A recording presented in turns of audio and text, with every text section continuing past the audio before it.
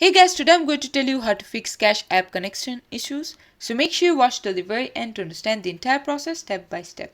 What you're going to do first is make sure that you don't have any Wi-Fi or data problem, because if you have that, you need to make sure you restart your router or everything. So make sure at first Wi-Fi is all good. After that, what you're going to do is force stop the Cash App. If that doesn't work, you're going to clear the cache. If that doesn't work, you're going to clear the storage of Cash App.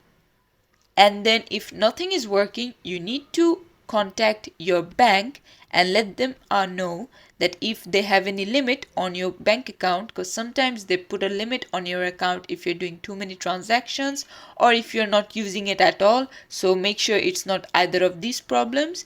And if nothing is still working, you can uninstall the app and install it one more time to fix it, and there you go. This is how you can do it. Thanks for watching. Please leave a like and subscribe for more tutorials like this, and I'll see you guys in the next one.